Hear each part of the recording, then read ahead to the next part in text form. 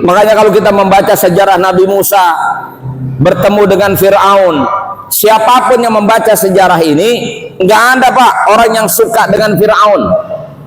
Pasti mereka benci sama Fir'aun. Termasuk di Citerep juga saya yakin nggak ada orang yang demen sama Fir'aun. Karena sampai hari ini saya pastikan di sini di Citerep nggak akan ada ibu-ibu lahir anak, anaknya dinamain Fir'aun.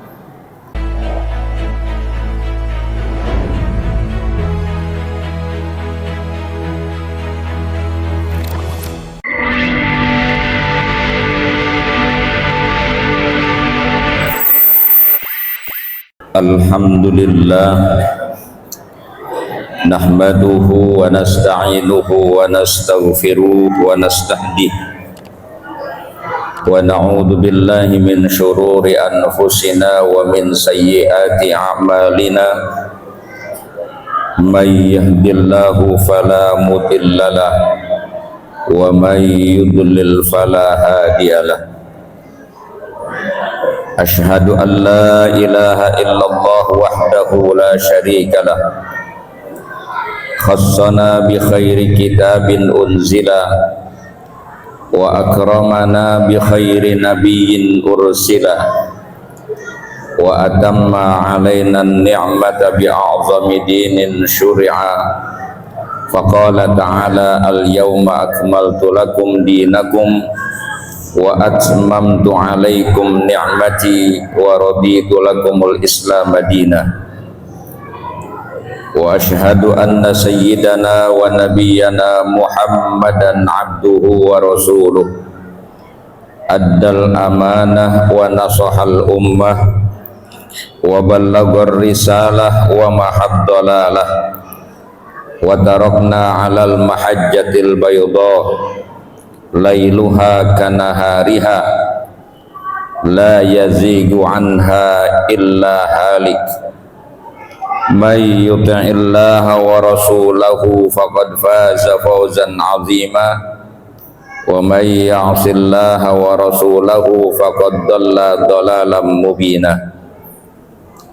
Allahumma salli wa sallim wa barik ala sayyidina Muhammadin wa ala alihi wa ashabihil mujahidin at-tahirin at-tayyibin.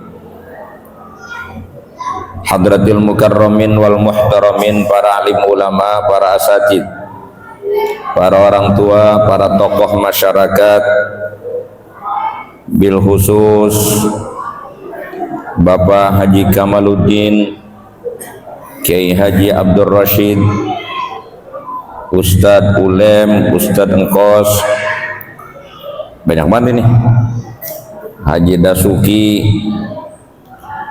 siapa lagi nih, Ketua DKM Pak Ustadz Ndis, Pak Kepala Desa ada? Ada? Kepala Desa ada nggak? Oh ya nggak ada, kok ditulis? Nggak ada ditulis.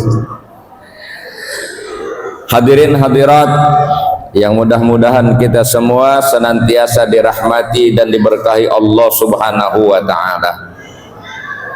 Alhamdulillah, malam ini kita bisa hadir dan berkumpul di masjid yang mulia ini dalam acara peringatan peristiwa Isra Mi'raj, junjungan kita baginda Nabi besar Muhammad sallallahu alaihi wasallam.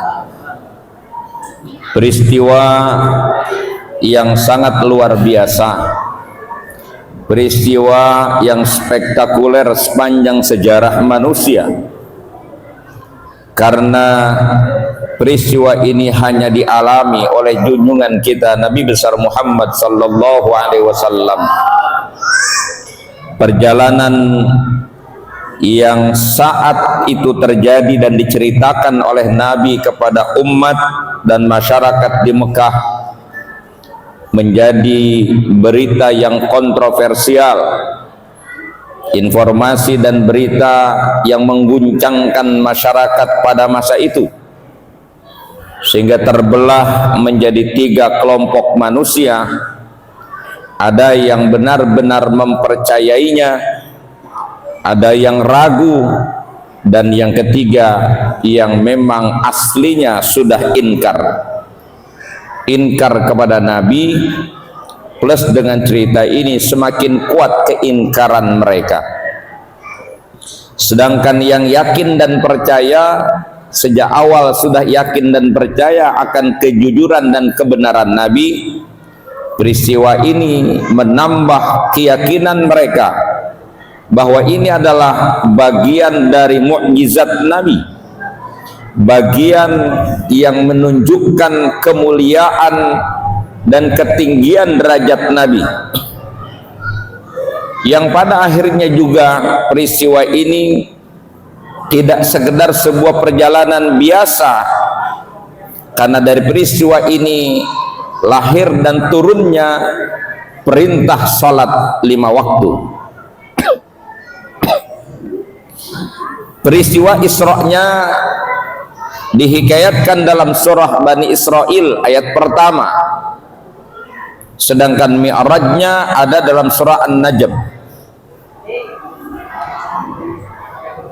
Tadi mungkin qari sudah bacakan ayatnya, subhanalladzi asra bi'abdihi lailam minal masjidil haram ilal masjidil aqsa alladzi barakna haulahu linuriyahu min ayatina innahu huwas sami'ul basir. Ketika Allah menghikayatkan peristiwa ini, Allah subhanahu wa ta'ala mulai firmannya dengan kalimat subhana. Subhana itu menunjukkan makna penyucian Allah, maha suci Allah. Dan kalimat subhana seringkali digunakan dalam Al-Quran untuk peristiwa yang memang di luar jangkauan akal manusia. Allah tahu ini akan menjadi hal yang sangat aneh bagi manusia, karena ini di luar jangkauan akal. Maka itu Allah mulai dengan subhana sebagai bentuk jawaban dari Allah secara langsung bila ada yang mengingkarinya, bahwa ini tidak mungkin, tidak masuk akal. Maka itu Allah mulai dengan subhana, maha suci Allah. Tidak ada yang tidak mungkin bagi Allah kalau Allah sudah berkehendak.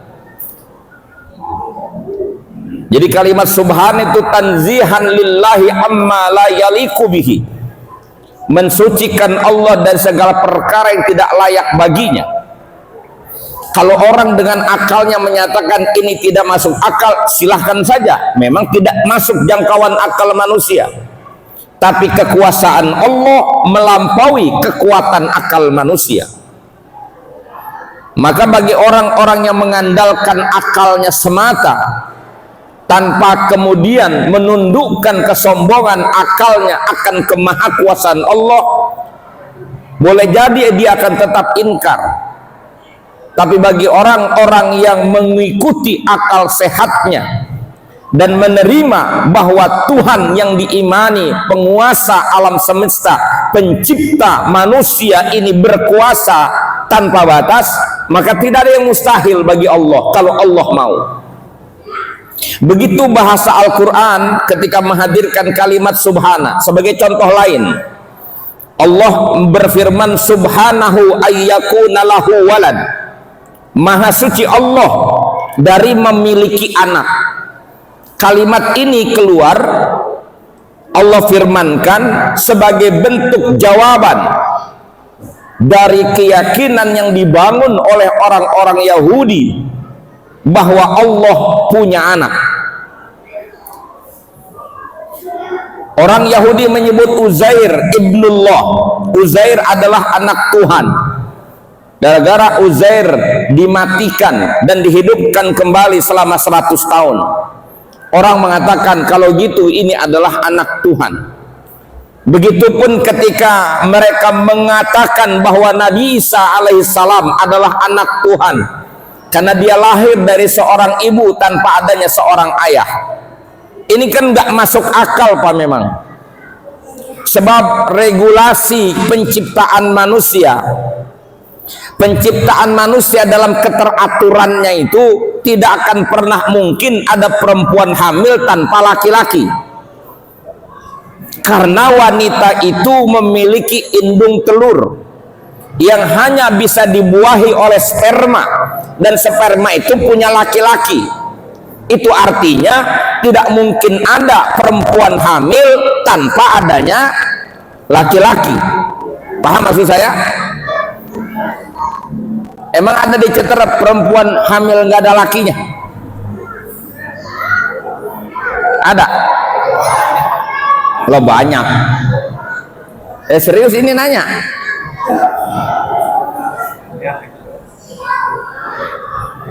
Saya ulangi lagi, perempuan itu tidak akan mungkin hamil tanpa sentuhan laki-laki. Itu keteraturan penciptaan. Karena perempuan punya indung telur dan itu hanya bisa dibuahi oleh sperma. Sperma itu punya laki-laki. Artinya nggak bakalan ada perempuan hamil kalau tidak dengan sentuhan laki-laki.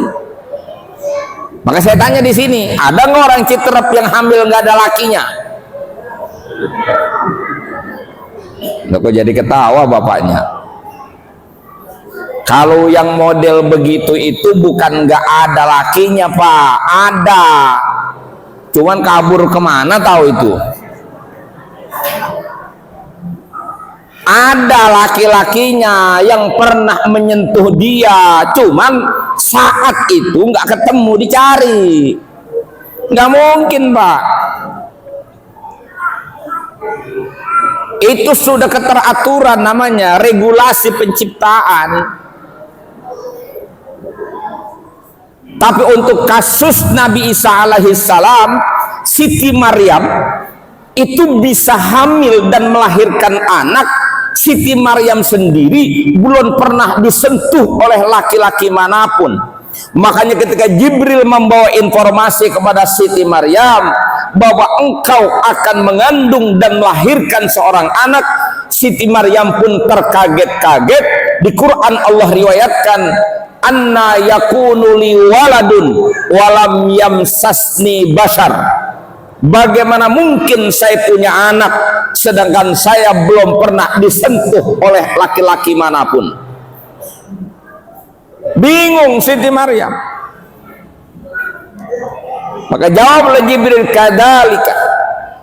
kadzalikillahu yakhluqu ma yasha. Seperti itulah kata Jibril, Allah menciptakan sesuatu bagaimana saja Allah mau. Keteraturan penciptaan tadi, laki-laki membuahi indung telur sehingga perempuan bisa hamil, itu kan keteraturannya Allah buat. Allah yang punya aturan itu. Allah yang menciptakan manusia dengan cara seperti itu. Dan kekuasaan Allah tidak dibatasi oleh aturan yang biasa. Allah tunjukkan kekuasaannya lewat kelahiran Nabi Isa dari perutnya Siti Maryam, seorang perawan yang tidak pernah disentuh laki-laki. Ini untuk menunjukkan kemahakuasaan Allah. Maka Allah bantah ketika dituduh Nabi Isa itu anak Tuhan. Allah bilang subhanahu ayyakuna lahu walad. Maha suci Allah dari adanya anak bagi Allah. Allah tidak punya anak. Allah yang berkuasa menciptakan manusia lewat seorang perempuan walaupun tanpa disentuh laki-laki. Sekali lagi, ini sekedar dan untuk membuktikan kemahakuasaan Allah yang tidak bisa dibatasi oleh apapun. Peristiwa Isra Mi'raj juga begitu. Mana mungkin katanya perjalanan, dan itu bukan sepanjang hari. Perjalanannya dari Mekah ke Baitul Maqdis yang kadang ditempuh memerlukan jarak waktu 3 bulan perjalanan. Belum lagi Mi'raj menembus 7 lapis langit, Sidratul Muntaha, Rafraful Akhdar. Lalu balik lagi ke bumi, hanya lailan ay qit'ah minal lail, sepenggal malam, sepotong malam saja. Secara akal sulit diterima memang. Tapi bagi orang yang punya keyakinan Allah Maha Kuasa, tidak sulit untuk menerima bahwa Allah kuasa melakukan apapun karena kekuasaan Allah begitu luas dan tidak ada yang bisa membatasi kekuasaan Allah. Paham sampai sini? Paham? Ini yang kita perlukan hari ini, Pak, bicara keimanan kita kepada Allah. Iman kepada Allah bukan sekedar kita bicara tentang adanya alam, adanya pencipta alam semesta. Mengimani Allah bukan sekedar kita yakin Allah itu ada, tapi meyakini Allah sebagai Tuhan yang memiliki iradah dan kudrahnya. Allah kuasa melakukan apapun. Allah yang menentukan hidup dan kehidupan. Allah yang menghidupkan kita semua. Dia juga yang kuasa mematikan kita. Allah yang kuasa mengangkat orang hina pada derajat mulia, dan Allah kuasa menjatuhkan orang mulia pada derajat yang rendah. Allah kuasa mengangkat seorang pemimpin dari kalangan rakyat jelata. Allah kuasa menjatuhkan pemimpin dari tempat yang tinggi ke tempat yang rendah. Sehingga pada saat kemudian kita mendapatkan perintah dari Allah, kita sudah tidak ada lagi dalam diri kita unsur penentangan, karena kita meyakini Dia yang kuasa menentukan segala-galanya, termasuk apapun yang kita inginkan tidak serta-merta terjadi. Apapun yang kita mau tidak serta-merta bisa kita dapatkan kecuali Allah menghendakinya. Ini yang harus kita bangun, keyakinan itu, sehingga pada akhirnya hidup kita terarah, kita akan mengikuti kehendak Allah. Makanya orang baru akan sukses hidupnya kalau hidupnya menuruti apa yang Allah mau, bukan mengikuti apa yang dia mau. Kalau orang sudah hidup mau ngikutin apa yang Allah kehendaki, dan dia meyakini apapun yang dia inginkan, apapun yang dia mau, itu belum tentu terjadi kecuali Allah mau, maka yang dia upayakan adalah membangun kedekatan diri dengan Tuhan yang Maha Kuasa, agar apa yang dia mau terwujud. Atau kalaupun tidak terwujud apa yang dia mau, dia meyakini apa yang dimaui oleh Allah itulah yang terbaik bagi dirinya. Orang-orang yang semacam ini nanti dalam praktek hidupnya layak dan pantas disebut sebagai Abdullah, sebagai hamba Allah. Artinya tunduk kepada Allah, patuh kepada Allah, menyerah kepada Allah, merendah kepada Allah, baru namanya Abdullah. Dan Nabi Muhammad dalam peristiwa yang luar biasa ini kajiannya menarik sebenarnya. Entah kenapa ini redup sekali ini, kayak remang-remang. Apa mata saya yang agak gelap atau masjidnya yang gelap ini? Hah? Agak gelap ya. Saya ngeliat orang giginya dong tuh pada kelihatan tuh. Ini peristiwa ini Nabi Muhammad yang menjadi yang menjadi pelaku utama peristiwa Isra Mi'raj. Di situ Allah hadirkan sebutan untuk dirinya dengan kalimat Abdun. Subhanalladzi asra bi abdihi. Abdun di situ. Abdullah. Allah tidak sebut nama beliau yang berarti manusia terpuji. Allah tidak sebut di situ pangkat beliau sebagai seorang nabi. Allah tidak sebut di situ kedudukan beliau sebagai seorang rasul. Allah tidak bilang subhanalladzi asra bi Muhammadin, nggak ada ayatnya. Allah juga nggak bilang subhanalladzi asra bi nabiyhi, nggak ada juga ayatnya. Dan Allah nggak bilang subhanalladzi asra bi rasulihi, tapi Allah bilang subhanalladzi asra bi abdihi. Apa maknanya? Saya mengutip dari kajian seorang ulama Ahlus Sunnah wal Jamaah, As-Sayyid Muhammad Al-Maliki, mengatakan bahwa peristiwa ini menunjukkan dengan jelas dan nyata bahwa Nabi Muhammad disebut dengan sebut Abdun karena memang Nabi Muhammad adalah manusia yang paling sempurna penghambaannya kepada Allah. Sehingga siapapun manusia-manusia ini yang hidup, kita semua sampai hari kiamat, yang mau benar-benar menjadi hamba Allah, pasti Allah angkat dan pasti Allah akan muliakan. Dan kita sebagai pengikut Nabi Muhammad, ikutan kita kepada Nabi Muhammad dengan menjalankan segala apa yang Allah perintah, menjauhkan apa yang dilarang, menghidupkan sunnah-sunnah Nabi, bukan untuk jadi Nabi, bukan untuk jadi Rasul, tapi untuk menjadi hamba Allah. Itu makna yang sangat dalam sekali.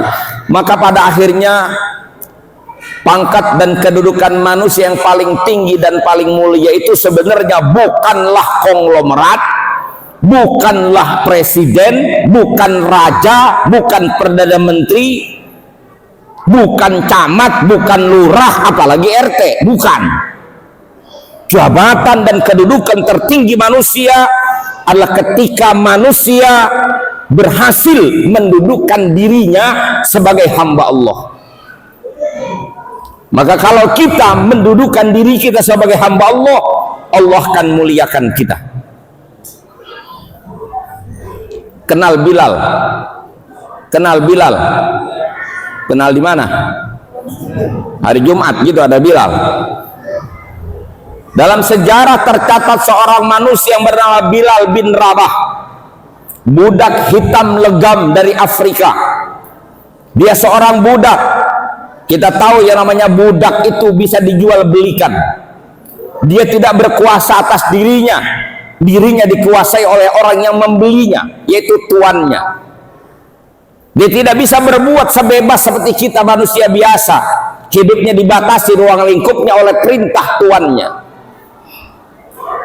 Dan budak adalah simbol kehinaan manusia. Tapi lihat seorang Bilal ketika dia menerima Islam sebagai agama, dia mau menjadi seorang muslim, dia terima kebenaran dakwah Nabi. Akhirnya lewat Abu Bakar Siddiq radhiyallahu an, beliau dibeli dari tuannya dan dibebaskan, dimerdekakan menjadi manusia merdeka. Tidak sampai di situ, kemudian Bilal mendapatkan posisi terhormat dari Nabi, diangkat sebagai muadzzinnya Nabi. Siapa orang Islam di dunia ini yang nggak kenal dengan Bilal? Siapa yang tidak tahu Bilal itu memiliki kedudukan yang sangat mulia di samping Nabi kita Muhammad Sallallahu Alaihi Wasallam. Padahal aslinya seorang budak yang hina, tapi karena dia beriman, dia patuh menjalankan agama, dia tunduk kepada Allah, dia ngikutin Rasulullah, Allah muliakan dia pada kedudukan yang tinggi setinggi-tingginya.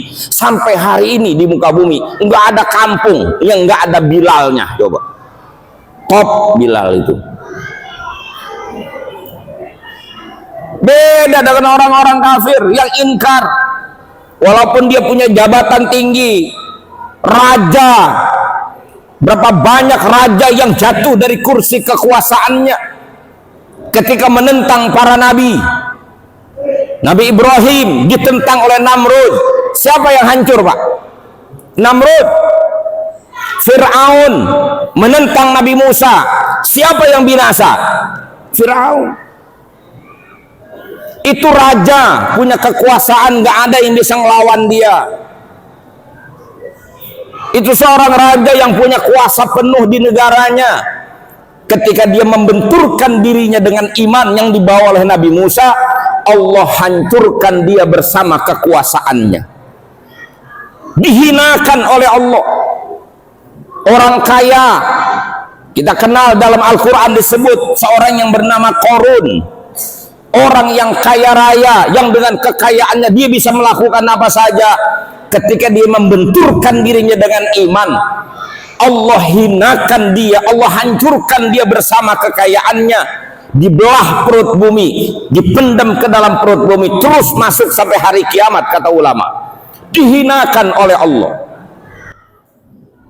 Makanya kalau kita membaca sejarah Nabi Musa bertemu dengan Fir'aun, Siapapun yang membaca sejarah ini, nggak ada Pak orang yang suka dengan Fir'aun. Pasti mereka benci sama Fir'aun. Termasuk di Citerep juga saya yakin nggak ada orang yang demen sama Fir'aun. Karena sampai hari ini saya pastikan di sini di Citerep nggak akan ada ibu-ibu lahir anak, anaknya dinamain Fir'aun. Nggak demen berarti. Tuh raja Pak, raja coba-coba ngelawan Allah, nentang Allah, hancur nggak? Hancur. Itu raja. Apalagi RT. Mohon maaf RT. RT mana nih? Ada. Oh maaf RT. Bukan nyinggung RT nih sebenarnya, maksudnya sebuah perbandingan. Raja aja raja gitu ya, yang hebat ya, dia nentang Allah, hancur dia. Apalagi gitu. Kan kalau bicara pangkat kan yang paling tinggi kan raja ya. Kalau yang paling dekat sama kita di bawah, yang paling dekat kita penguasa siapa itu? RT kan. Ya kalau raja aja hancur, kagak taat sama Allah, nggak nerima iman, hancur. Apalagi kita. Semua Pak, tanpa kecuali. Laki, perempuan, ya, jin maupun manusia, gitu. Di mana saja, di kota atau di kampung, selama ini judulnya kita manusia ini Pak, semuanya berpotensi menjadi makhluk yang celaka dan rugi. Semua kita berpotensi menjadi manusia bangkrut Pak kita ini.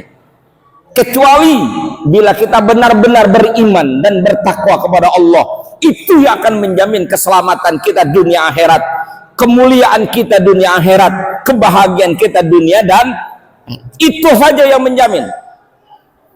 Di Quran ayatnya dari yang paling pendek, sedang, sampai yang panjang, kita boleh cari di Quran, semua ketemu itu ayatnya.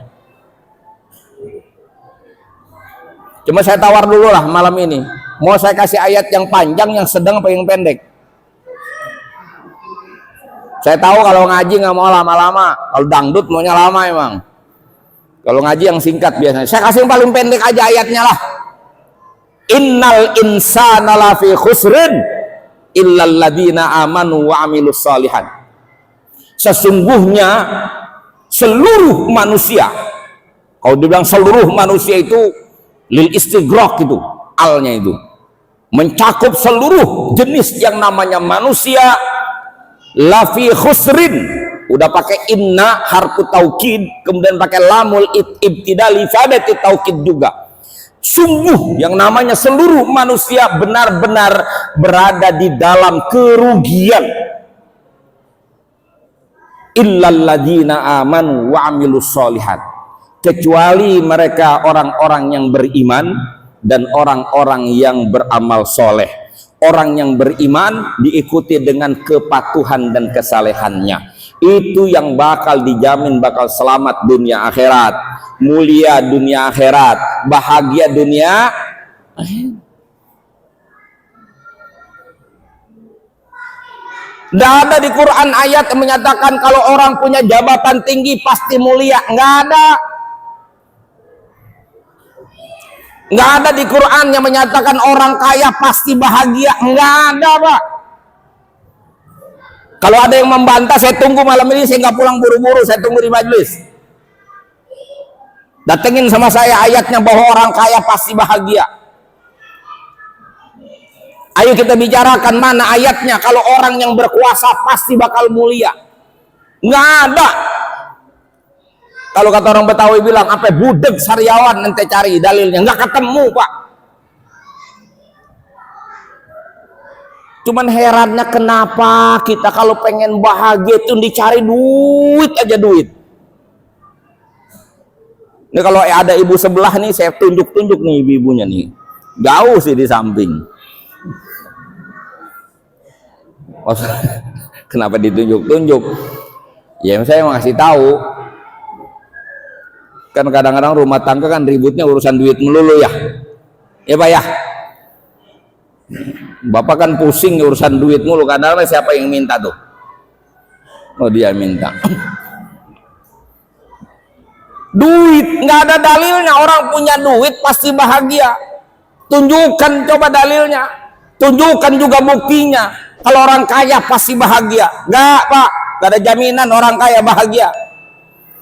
Yang pasti bakal bahagia, sa'adah fid dunya wal akhirah, bahagia dunia akhirat, itu hanya orang yang beriman dan bertakwa, tanpa melihat dia mau kaya atau miskin. Selama dia punya iman dan takwa, dijamin oleh Allah pasti dia bakal selamat dan bahagia dunia akhirat.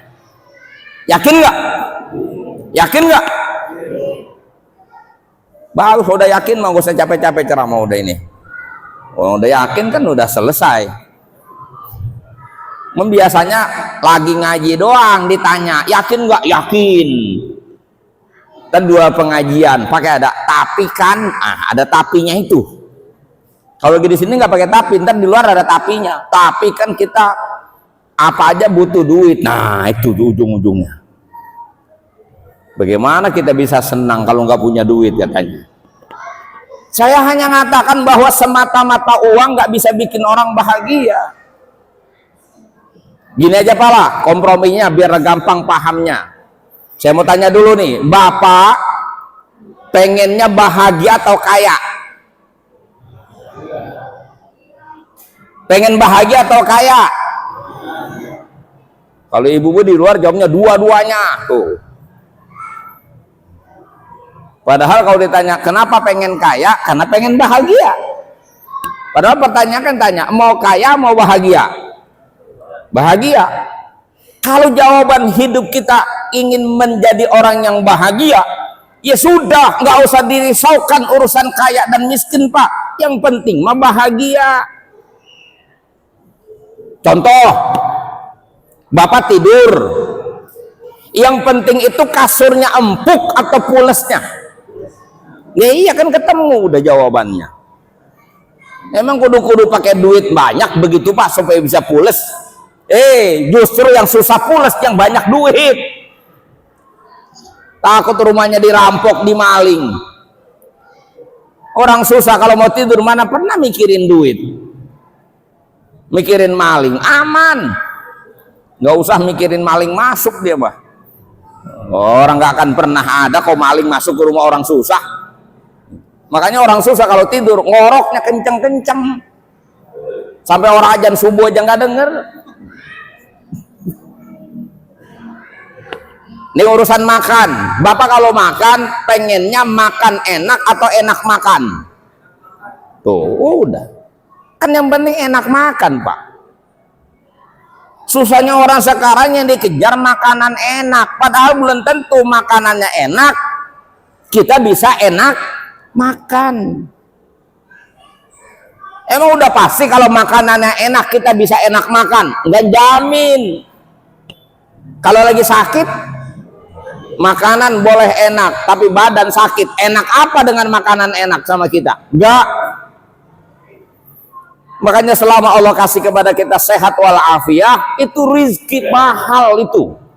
Sehingga dengan sehat walafiat kita bisa menikmati hidup apa adanya.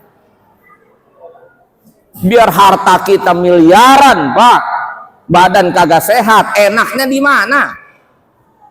Pantat disuntik udah pada tepos. Duit tiap hari berkurang buat bayar dokter dan rumah sakit. Tiap hari mengeluh dengan penderitaan sakit. Enaknya di mana? Maka yang penting itu kita kalau udah dikasih sehat, walafiat. Itu kekayaan yang paling mahal. Nggak usah ngeluh makanya. Saya sering sampaikan itu. Orang kaya bisa beli makanan enak, tapi orang kaya nggak bisa beli enak makan. Enak makan bukan milik orang kaya, enak makan itu milik orang lapar. Betul nggak? Perut kalau lagi lapar makan apa juga enak, Pak. Jangankan gado-gado dengan segala macam campurannya. Daun singkong aja direbus enak. Kalau badan lagi sehat mah alhamdulillah. Perut lagi lapar, makan apa juga enak. Tuh yang pernah ngalamin di pesantren. Apa yang kagak enak di pesantren kita makan coba. Jangankan kita makan nasi yang pulen, kerak aja, kerak yang nempel di ompreng itu, digidir, kita aurin garam, masya Allah, gurihnya, wanginya itu sundul langit. Yang perut lapar, makanan nggak ada, adanya kerak doang, enak dimakan. Gitu. Jadi nunggu enak apa harus jadi orang kaya dulu? Nggak perlu. Kalau yang dicari bahagia, karena bahagia bukan di duit Allah letakkan, bahagia Allah letakkan di dalam hati di sini. Hati yang yakin dengan Allah dan menerima semua ketentuan Allah, hati yang bisa syukur ketika mendapatkan limpahan karunia, hati yang bisa bersabar ketika menghadapi bala dan ujian. Itu yang akan terus bahagia dalam kondisi hidup apapun dia. Dia bisa menerima dan bisa berdamai dengan keadaan. Tapi orang-orang yang hidup hanya mengejar kesenangan dunia, memang iya. Kalau bicara kesenangan dunia, itu modalnya masih punya duit, Pak. Saya nggak bantah. Sebab senang sama bahagia itu beda. Cuman kadang-kadang juga nggak bisa bedain kita mana senang mana bahagia. Bahagia sama senang tuh beda, Pak. Kalau bahagia tuh permanen, kalau senang itu sesaat. Mancing seneng nggak mancing? Orang mancing seneng nggak? Seneng, lagi mancing kan mau pulang pusing. Apalagi mancing yang nggak dapet, duit habis, digeprak bini dia. Main bola seneng nggak orang main bola? Seneng. Kebatang kakinya patah, ayo seneng terus, enak ente. Penjudi senang dengan judinya, pemabok senang dengan maboknya. Tapi apa bisa bahagia dia? Gak akan pernah. Gak bisa dibohongi kegelisahan orang ketika menabrak hukum Allah. Tapi kita sudah punya pengalaman semua ketika kita mampu menjalankan perintah Allah. Mulai dari perintah sholat 5 waktu kita lakukan dengan tepat waktu, kita lakukan secara berjamaah, sholatnya wajib, fadilahnya berjamaah di dalam masjid, kita tahu pahalanya besar, langkah kita berpahala, dosa dihapuskan, derajat diangkat. Nyaman nggak hati kita? Nyaman nggak hati kita? Itulah bahagia, Pak. Kalau kesenangan lagi ngerjainnya seneng, udah sudahnya Pak yang gelisah. Kalau ibadah, nah, mulainya yang berat. Kalau udah dikerjain, melahirkan kebahagiaan. Makanya kalau pengen bahagia, nggak jauh urusannya, kembali kepada jati diri kita sebagai hamba Allah, menjadi hamba Allah. Kalau sudah benar menjadi hamba Allah, tidak ada dalam sejarah manusia orang yang benar-benar menghamba kepada Allah hidupnya itu susah, enggak ada. Hidupnya itu hina, enggak ada. Karena Allah sudah bilang wal aqibatu lil muttaqin. Di ayat lain wal aqibatu lit taqwa. Termasuk bicara tentang sholat, ada ayat itu Pak ujungnya. Apa kata Allah? Wa'mur ahlaka bis shalah wastabir 'alaiha la nas'aluka rizqa nahnu narzukuka wal aqibatu lit taqwa. Perintahkan keluargamu untuk sholat, wastabir 'alaiha, dan bersabarlah atas sholat itu. Artinya kita mesti luzumut ta'ah, memastikan ketaatan kita dengan melaksanakan sholat dalam situasi dan kondisi apapun, sebagai bukti bahwa kita adalah hamba Allah yang Allah minta setiap hari kita tuh tunduk kepadanya dalam 5 waktu. Kita laksanakan itu perintah dan gerakan, perintahkan, bangun suasana keluargamu untuk melaksanakan sholat. Dan ayatnya belum berakhir ketika Allah bilang la nas'aluka rizqa, kami tidak minta kamu dalam hal urusan rizki, kami tidak bebani kamu urusan rizki. Kata Allah, nahnu narzukuka, kami yang akan limpahkan rizki kepadamu. Ini ayat straight betul, langsung betul. Perintahnya sholat, ujungnya jaminan rezeki. Dan diakhiri dengan kata-kata wala aqibatul littaqwa, penghabisan yang indah, happy ending, kebahagiaan akhir itu pasti berlaku bagi orang-orang yang bertakwa.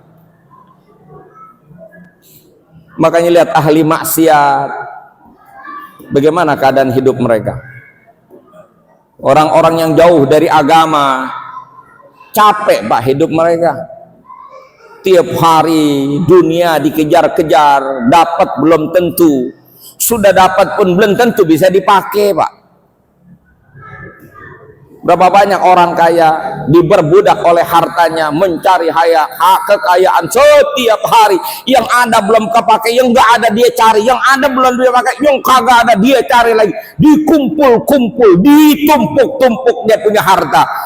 Ibadah nggak punya waktu, zakat tidak dilaksanakan, sholat dipanggil, masjid semua berkumandang di setiap waktu sholat, nggak terdengar oleh hatinya, walaupun telinganya mendengar, tidak tertarik untuk mengijabah panggilan Allah. Lihat bagaimana capek dan susahnya hidup mereka, sulit untuk mendapatkan bahagia. Kalau kelihatannya senang, boleh jadi kita melihat mereka senang, karena dengan uang banyak dia bisa beli apa saja, dengan uang banyak dia bisa pergi kemana saja. Tapi urusan hati, saya yakin dengan firman Allah, orang-orang yang jauh dari Allah tidak akan pernah ada yang namanya bahagia di dalam hatinya. Karena hati ini hanya akan lapang dan bahagia bila hati ini selalu nyambung dengan Tuhannya. Ala bidzikrillah tatmainnul qulub. Ketahuilah, hanya dengan zikir kepada Allah hati manusia akan menjadi tenang. Itu disebut dengan bahagia. Maka entry pointnya, pintu masuk bagi kita untuk benar-benar membuktikan bahwa kita ini hamba Allah, kewajiban yang melekat pada kita itu mesti kita buktikan, yaitu sholat 5 waktu. Saya persingkat saja ceramah ini, karena memang ujungnya adalah dari peristiwa Isra Mi'raj ini, itu Nabi mendapatkan perintah sholat 5 waktu. Dan ini ibadah yang melekat pada semua orang, yang tidak boleh ditinggalkan dalam situasi dan kondisi apapun. Beda dengan kewajiban yang lain. Haji hanya wajib bagi yang mampu, zakat harta wajib hanya bagi orang-orang kaya, puasa hanya untuk orang-orang yang sehat dan hadir. Sementara sholat berlaku buat siapapun, mau kaya mau miskin, orang kota, orang kampung, musafir ataupun hadir, sehat ataupun sakit, sholat tetap wajib dilakukan. Karena ini pintu kita menuju kepada Allah Subhanahu wa Ta'ala. Jangan ditutup pintu ini, siapapun kita. Ini kewajiban kita. Dan bagi kita harusnya tidak lagi merasa ini wajib. Makanya kalau ada bilang wali itu menganggap sholat itu bukan kewajiban, maknanya bukan berarti mereka tidak wajib sholat. Artinya buat mereka sholat bukan lagi menjadi kewajiban yang datang dari Allah. Sholat itu sudah menjadi kebutuhan dia. Nah, kita ini masih merasa wajib, makanya berat betul kalau dengar orang azan. Habis Johor orang azan lagi makan, terusin makan apa langsung sholat? Makan. Habis makan ngerokok. Habis ngerokok ketemu temen, ngopi, terus sampai ngerokok. Nggak lama orang azan lagi, adzan asar. Begitu Allahu Akbar, temennya yang satu bilang, buset kita belum ngapa-ngapain, udah azan lagi aja. Berat nggak itu? Berat Pak. Tapi bagi hamba-hamba Allah, itu adalah kesempatan yang paling indah untuk langsung bertemu dengan Allah, berkomunikasi dengan Allah. Kita mengadukan semua persoalan kita, kita curhat kepada Allah, kita menghadap kepada Dia yang Maha Kuasa, yang hidup kita di bawah ketentuan kekuasaan, kudrah dan iradahnya Dia. Di mana lagi kita mau cari bahagia Pak, kalau bukan itu jalannya? Maka peringatan ini saya berharap bukan sekedar peringatan biasa harusnya sebagai acara seremonial, tapi membangun nilai-nilai kehambaan pada diri kita untuk kita tetap menjadi hamba Allah, karena itu posisi yang paling mulia manusia di hadapan Allah. Jangan menjadi Abdul Butun, hamba perut yang otaknya gegares saja gegares. Tahu gegares? Orang sini bilang apa gegares? Ngelebok. Itu. Otaknya makan aja makan yang dipikirin. Nyari duit hanya untuk makan. Nyari duit hanya untuk hidup saja. Usaha bekerja nggak inget sama yang punya rizki yaitu Allah. Dia berjalan di bumi Allah. Dipanggil sama Allah nggak nengok. Tapi yang dia cari rizkinya Allah, tapi di jalan dengan jalan setan, bagaimana mau bisa diberkahi hidupnya oleh Allah? Otaknya cuman perut saja. Ada Abdul Dinar, ini orang-orang kaya, hamba kekayaan. Dan biasanya orang-orang begini mulia di hadapan orang-orang yang memuliakan kekayaan. Tapi orang-orang yang memuliakan kehambaan tidak memandang kekayaan sebagai jalan kemuliaan.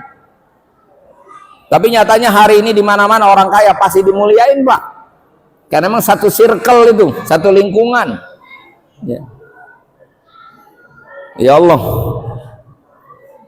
Maka kita ini, kita raih kemuliaan kita, bahkan kita raih kebahagiaan kita lewat jalan yang sudah dibuka oleh Nabi kita Muhammad sallallahu alaihi wasallam, ajaran yang sudah disampaikan kepada kita bahwa manusia yang paling mulia adalah ketika manusia benar-benar menjadi hamba Allah. Jangan lari dari situ. Hidup bukan sekedar makan. Hidup bukan sekedar mencari kesenangan. Hidup ini bukan main-main. Hidup ini adalah sesuatu yang serius yang Allah amanatkan kepada kita. Makanya seolah Allah menggugat kesadaran kita. Allah firmankan lewat firman-Nya, afa hasibtum annama khalaqnakum abatha wa annakum ilaina la turja'un. Hei kalian manusia, apakah kalian mengira bahwa kami menciptakan manusia ini main-main tanpa maksud dan tujuan? Sesungguhnya tidak. Apakah kalian mengira bahwa kalian tidak akan dikembalikan kepada Allah? Sesungguhnya tidak. Kita diciptakan tidak dalam konsep main-main.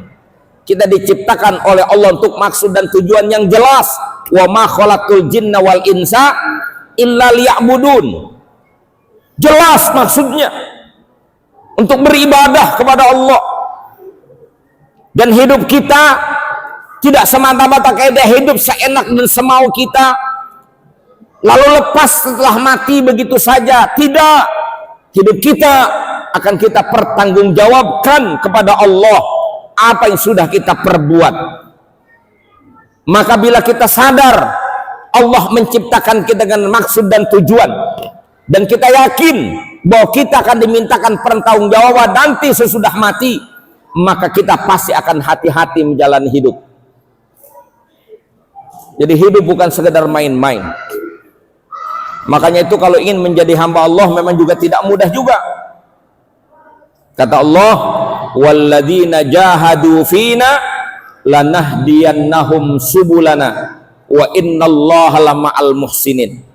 Orang-orang yang bersungguh-sungguh di jalan kami, orang yang berjuang di jalan kami, berkorban di jalan kami, pasti akan kami hantarkan mereka ke jalan-jalan keselamatan. Subulas salam. Allah kasih kita bukan sabil lagi, subul. Lanahdiyannahum subulana. Akan kami tunjukkan mereka menuju jalan-jalan kami, jalan keselamatan, kebahagiaan, kemuliaan yang Allah sudah siapkan bagi hamba-hambanya.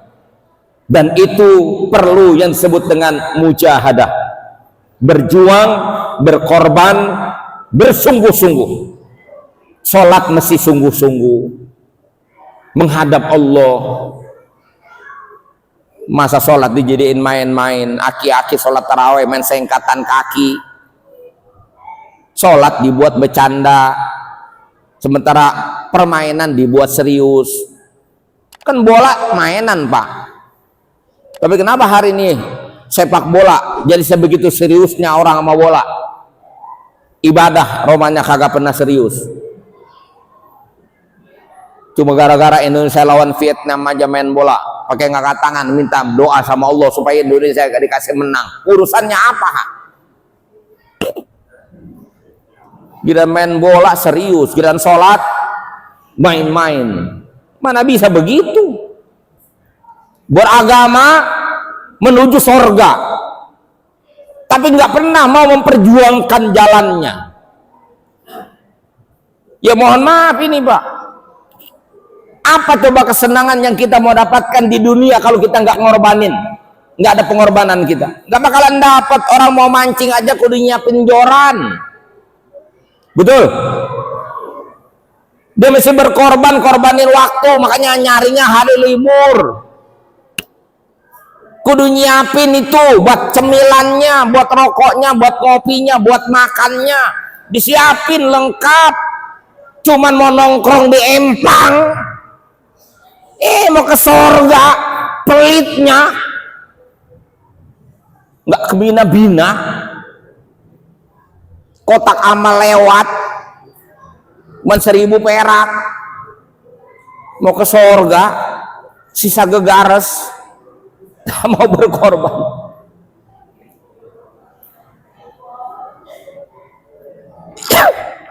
Masuk tempat wisata, bayar berapa puluh ribu dibayar per orang. Masuk masjid nggak minta dibayar. Korbanin waktumu, betapapun kau sibuk, korbanin waktumu untuk menghadap kepada Allah. Nggak nunggu sempet, nunggu kepengen, nggak bakalan Pak. Mau sembahyang nunggu kepengen, ayolah kita sholat, ayolah kita ngaji, ntar dah saya belum kepengen, mampus. Saking sewatnya tuh bahasa saya tuh, nunggu kepengen. Mujahadah bahasanya, sungguh-sungguh dipaksa ini diri kita, korbanin waktu kita, begitu, korban waktu supaya paham agama, hadir ke majelis taklim, korbanin waktu. Ini majelis taklim sepi, lapangan bola rame. Majelis taklim sepi, dangdut rame. Katanya mau ke sorga, nggak berani korbanin waktunya. Mohon maaf, saya nggak bisa ikut acara karena besok mau kerja. Gila diajak ngaji, alasannya besok mau kerja. Bola Liga Champion jam 2 malam, dia bangun nonton bola jam 2 sampai jam 4. Padahal besok hari Kamis mau kerja juga. Betul? Kenapa dia ngaji bilang nggak punya waktu, dia bola bangun tengah malam? Hah? Ini ceramah apa ngamuk ini?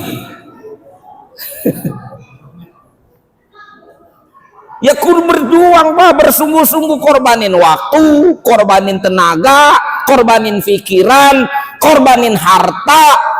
Puncaknya kalau berani, korbanin nyawa buat Islam. Jauh Pak, boro-boro korban nyawa sendiri. Wong nyawa kambing aja Idul Adha setahun sekali gak pernah ngasih. Idul Adha itu kan yang korbanin nyawa kambing. Kalau ngomong pakai takbir, Allahu Akbar, siap korbanin nyawa buat Islam, ngomong doang. Idul Adha aja belum pernah ngirim kambing ke masjid, tapi daging korban mah doyan. Ada yang begitu? Kita lagi mereksa diri kita ini Pak, nama juga peringatan ya, gitu. Jadi mau ibadah jadi hamba Allah jangan nunggu kepengen, paksa. Ngaji jangan nunggu punya waktu, korbanin kesibukan kita. untuk dekat dengan Allah. Jangan lagi pakai nunggu Pak, dipanggil, diajak, kita yang nyamper. Begitu seterusnya. Kalau kita mau berkorban sedikit saja, berjuang sedikit saja, memperjuangkan posisi kehambaan kita, nanti Allah akan berikan kemudahan demi kemudahan. Allah akan berikan nanti buahnya, asarnya, pengaruhnya. Buahnya itu biasanya orang kalau habis ibadah Allah tambah lagi imannya. Bertambah iman, bertambah semangat ibadahnya. Semangat ibadah bertambah lagi iman, gitu. Begitu, ya. Iman itu bertambah terus, ya. Liyazdadu imanan ma'a imanihim. Mudah-mudahan kalau kita berjuang terus-menerus, bersungguh-sungguh serius dalam beragama, mudah-mudahan saatnya Israel nyampe, kita berada di jalan Allah, mati dalam keadaan husnul khatimah. Jelas? Paham? Nah, udah jelas, udah paham. Terima kasih. Mohon maaf. Wassalamualaikum warahmatullahi wabarakatuh.